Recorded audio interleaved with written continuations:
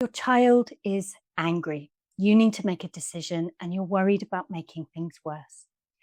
When your child is angry at you, maybe after school with a sibling watching, tomorrow's responsibilities looming, and your mind frantically running through every possible way this might play out, it can feel hard to be confident you'll find the right way through. Give me the next few minutes and I'll show you why facing an angry child is so hard to handle calmly, especially when everyone is relying on you to make things happen. If you want help interrupting the moments you lose your patience, start with my side to snap spotter to recognize how you react under pressure. When you know how you're most likely to react, you can start to recognize it earlier and take a different approach when your child's behavior feels rude, threatening, or disrespectful. I'm Emma Reed. I'm a psychotherapeutic counselor and mum to a sensitive child. For over a decade, I've worked with dedicated, patient mums who still feel bewildered by their child's huge reactions and struggles to stay calm themselves in the face of it. In this video, I want to help mums understand what's actually happening when your kids get back home from school or nursery in a difficult mood, because that understanding can make it possible to keep your real values in mind when everything feels like it's escalating. The values that say your child needs support and kindness even when they're not at their best.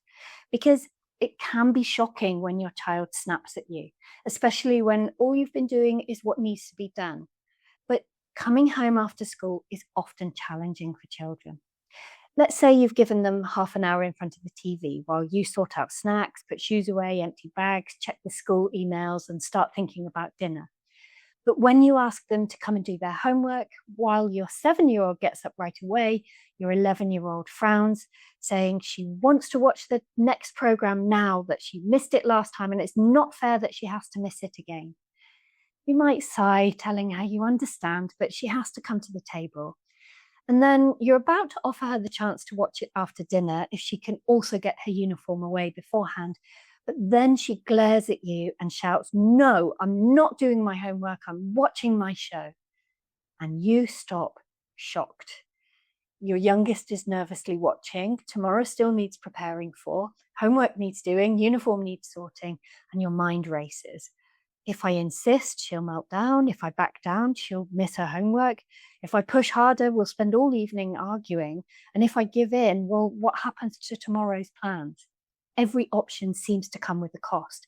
And the harder you need this to be right, the more urgent it all feels, and the less confident you are that you'll find a way out of this. Often mums respond by either tightening control or backing down. They become firmer because they feel they need to hold the boundary, or they give in feeling like they can't face another explosion. And suddenly it seems like they're choosing between being the parent they want to be and just getting through the evening. The thing is, school asks children to hold themselves together for hours. When they finally get home, the release often comes out sideways. And for some kids, that release can be much bigger than others, which can leave a mum desperately searching for the perfect response, that magical solution that will keep everyone happy, avoid conflict, and make the evening run smoothly.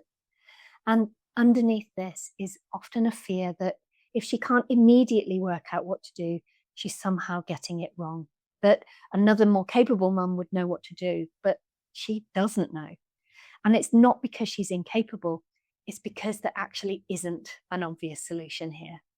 And worse, children can become upset even when nobody's done anything wrong.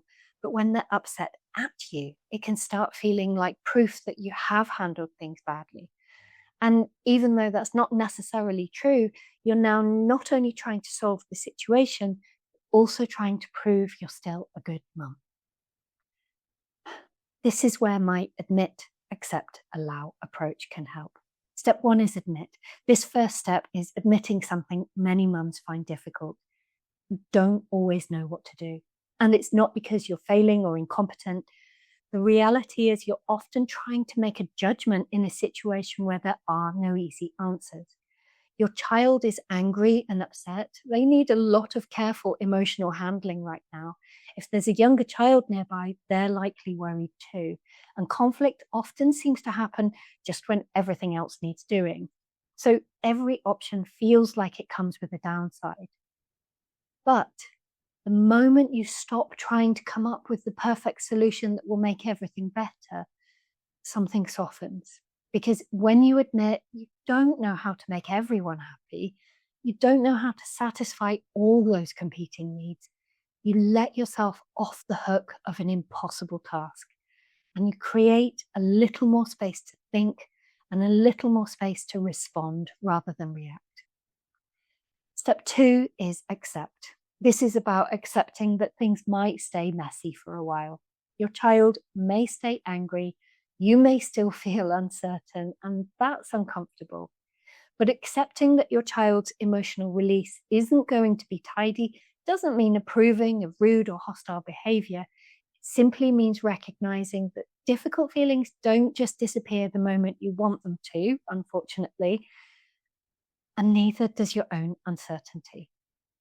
Step 3 is allow. This final step is allowing yourself to stop trying to solve the entire situation all at once.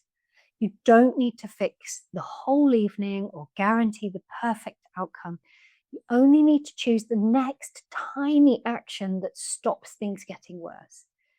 Maybe that's taking a slow breath or softening your shoulders. Maybe it's turning your attention briefly to your younger child.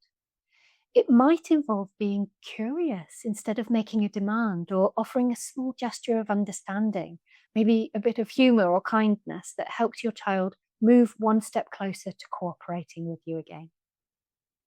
During intense conflict, our minds become fixated on solving the problem. So when you stop urgently pushing for the full solution, other possibilities can start appearing.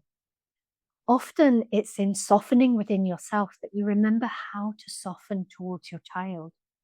Taking a few slow, considered breaths can give you the space to think about whether her request is valid. And instead of pushing ahead, you might involve her in the solution. What do we need to have done first?